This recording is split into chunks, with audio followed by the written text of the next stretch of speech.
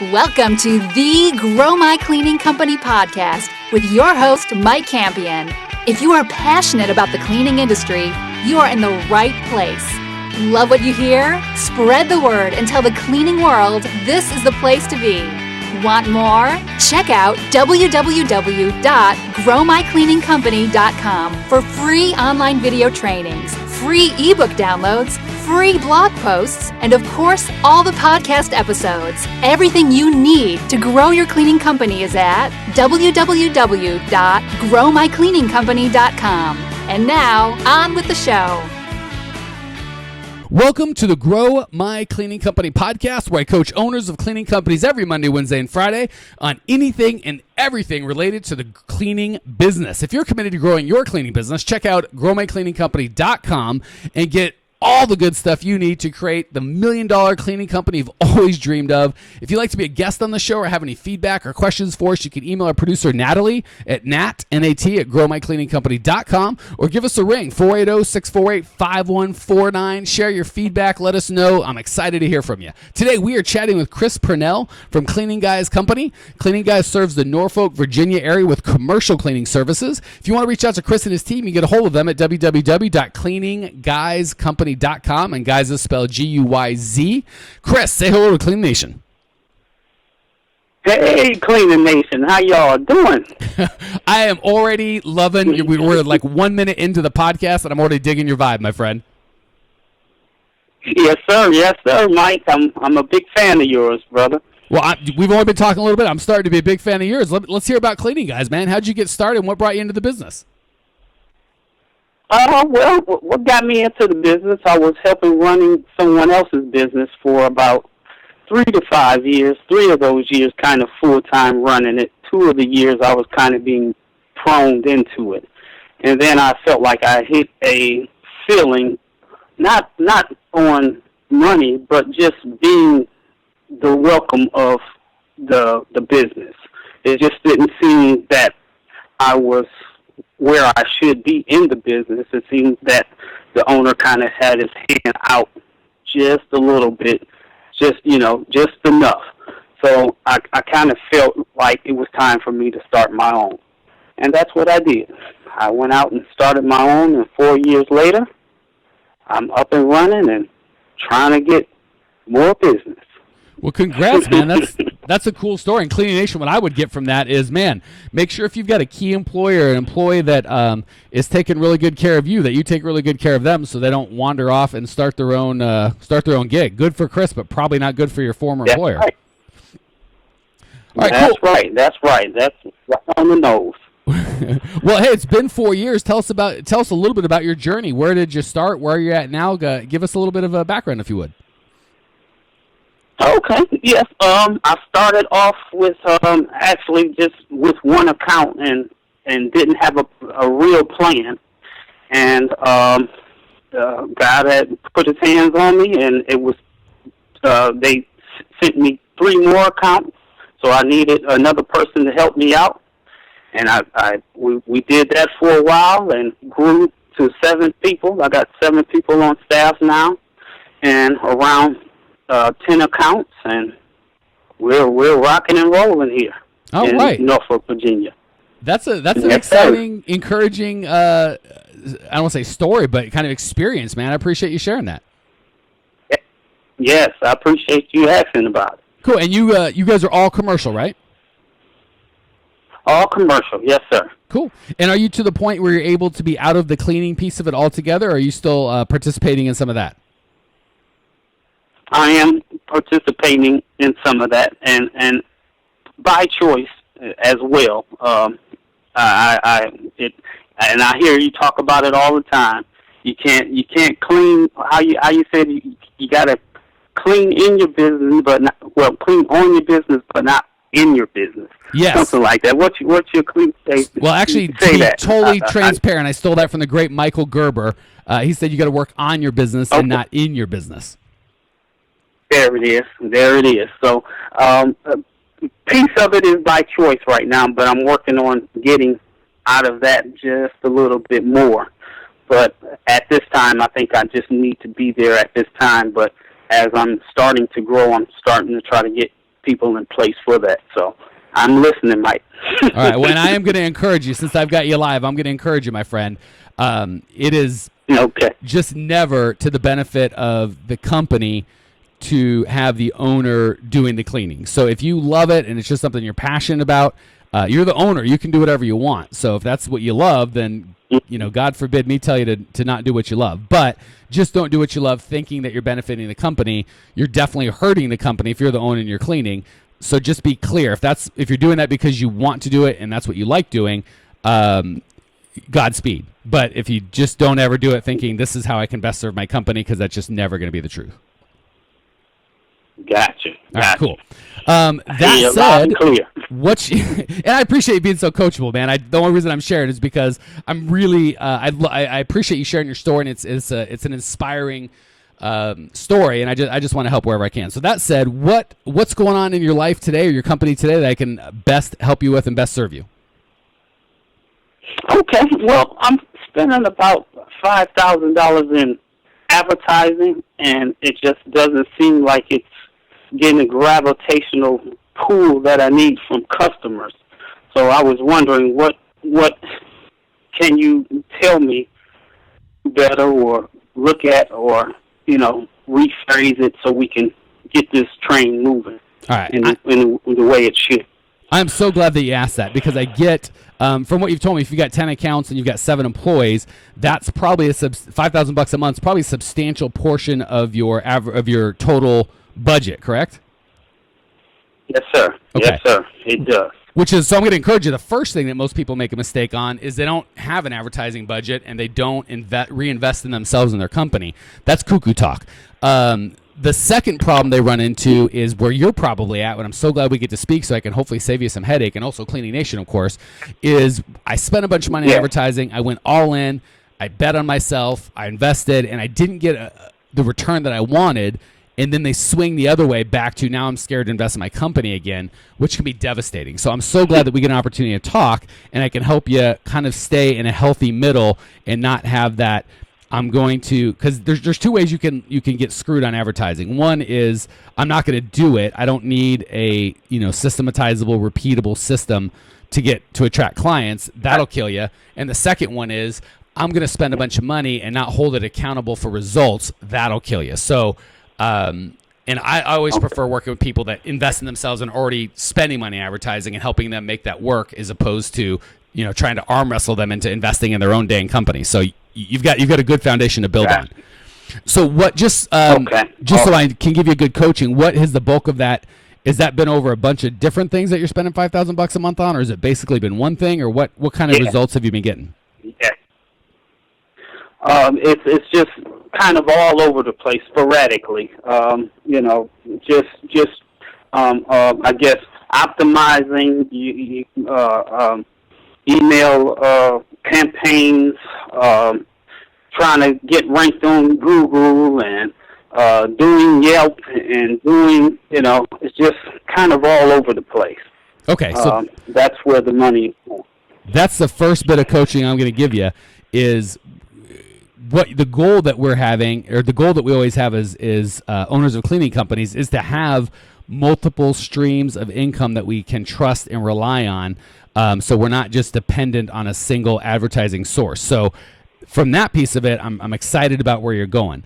The issue I've got is almost nobody, I've never been able to see anyone do this, is be able to do that all at once. So you don't want to say, hey, I'm going to try, this month we're going to do AdWords and cold email and direct mail and search engine optimization, and that's going to kick you right in the butt, because advertising is tough, or marketing is tough, and client attraction is tough, and often it takes, or I shouldn't say often, almost every time, I can't think of an exception, it's going to take a couple iterations to make it work. So your first ad doesn't work, and then you tweak it and you use the information you had from the beginning and you make it better, and you just continue like that. So what I would do is probably kind of, I don't want to say turn off, because I don't know exactly where you're at, but to the best that you can without wasting money or stopping momentum that you've built, kind of turn off all the non-essential advertising you can. Pick the one that you had the best results from and focus all of your time and energy and money on that.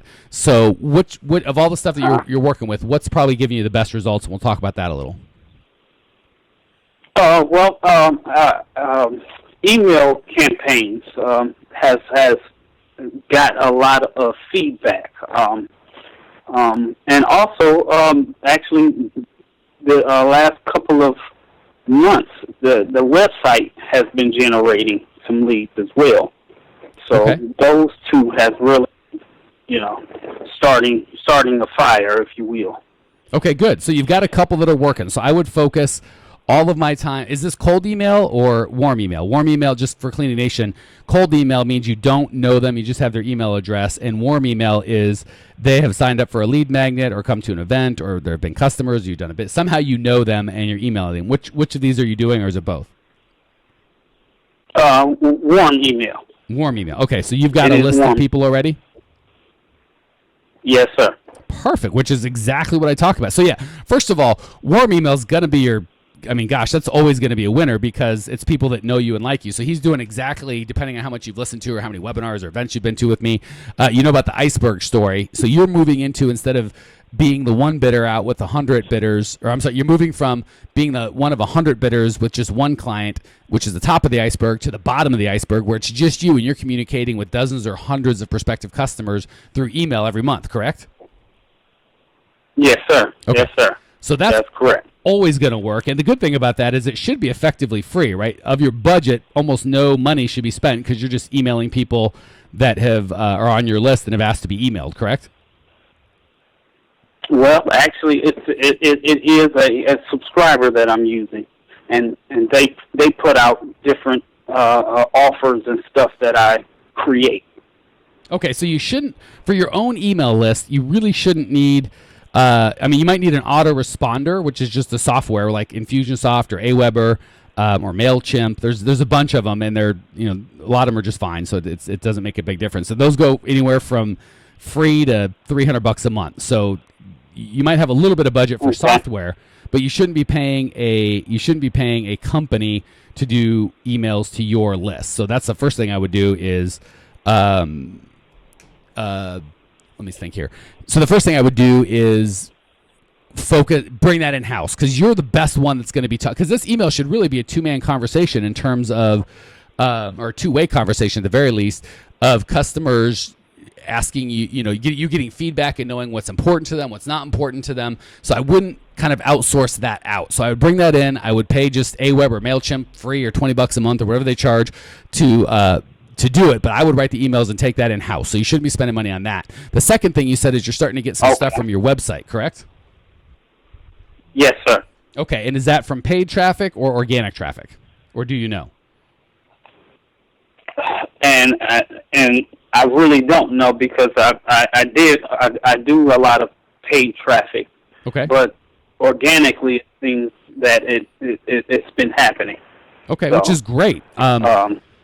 Yeah, that's great. So the first thing you need to do is we got to get tracking. Anytime you do any advertising, you have got to, it's absolutely crucial to know where the dollars are coming from, so you can do your numbers in terms of, here's my cost per lead, here's my cost per customer, so you can see if it's making money or not, right? Because if you're spending $5,000 a month on advertising and you're getting, $500 a month in new customers, it's going to take you years to recoup your investment. But if you're spending $5,000 a month on new customers and you're getting $5,000 a month in new customers, those $5,000 really represent $60,000 a year. So I would absolutely pay $5,000 to get $60,000 a year of customers. So it's crucial that you know your numbers and kind of get that down in terms of, all right, what's working, what's not. So step one would be, I would take your email process in-house. So you're doing that. Step two would be to get tracking on all of your traffic. Is this coming from paid or organic?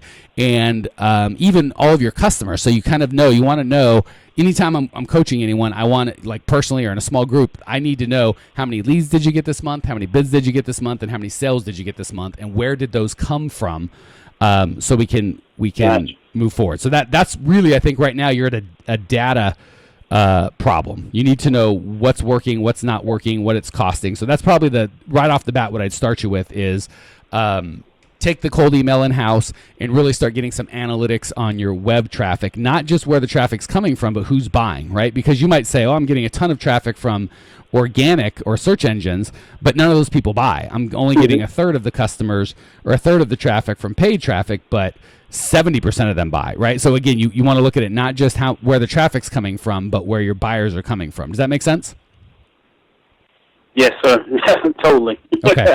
I don't want to overwhelm you. That's the other thing. I don't want to give you 17 things to do. So I think that's a good start. That's going to really have an immediate benefit for you. So that said, any questions or thoughts on that before we move on to lightning round? No, sir. That is right on time for me. I appreciate that. All right, and let me encourage you. The fact that you're investing back in your business and your company, that's huge. You're on the right track. We just need to do a better job holding those dollars accountable and saying, hey, if I'm going to send you out, you better come back with some profit, right? If I send out $1 in advertising, it dang well better come back with $1.10 or $1.20 or $1.50. But it's not acceptable to say, I don't know if it's coming back, and if it is coming back, with how much. We got to get that. You got to nip that right in the bud. Gotcha. Cool. Gotcha. All right. Well, hopefully that has been. you. Hopefully that's been helpful. Sounds like that's been really helpful. Let's hit the lightning round, and we'll ask you a couple questions and give you the opportunity to get back to Cleaning Nation. Sound good? Sounds good. All right, my friend. Question 1: what's the best piece of advice you've ever received? Best piece of advice I've ever received: always believe in yourself and always look forward and not backward. I don't know who gave that to you, but it sounds like a wise human being. Thank you for sharing that. Question number 2: what's the biggest mistake you've made in the cleaning business that we can all learn from? One that I shared today, but also, like I say, by God's grace, He lifted me up to go forward because I didn't have a plan going into it. So that would be the other portion of that advice is have some type of plan before you get into it, or you'll be scrambling up apples. Right, so the biggest mistake you made was getting into the cleaning business without having a good plan? Yes, sir. Okay. And what's that on the kind of the corollary to that question? What's one piece of advice or one idea that Cleaning Nation can put into practice today to improve either their lives or their business? I would encourage people to always look within and pull from within. Don't look outwardly to bring something in to better you. It's already there in your life. So pull it out and make it work for you. Super encouraging thought. Thank you for sharing that. All right, Chris, thank you so much for joining us and for sharing your passion and your desire to grow and your story. I know I appreciate all you guests, and I from the feedback I get, I promise you Cleaning Nation appreciates you. Cleaning Nation, if you want to check out Chris's show notes page and kind of get all the things that we talked about and everything else you need to grow your cleaning company, go to www.growmycleaningcompany.com. Leave your questions, your comments, your rude remarks, and I will see you there. Congratulations! You are now 16% smarter. Still can't get enough cleaning goodness? Go to www.growmycleaningcompany.com for more of the good stuff. Ever want to be rich and famous? Owners of cleaning companies as well as industry experts can apply to be featured on the show by emailing our producer Natalie at support@growmycleaningcompany.com. Until then, don't miss out on all the latest cleaning industry lovin' at www.growmycleaningcompany.com.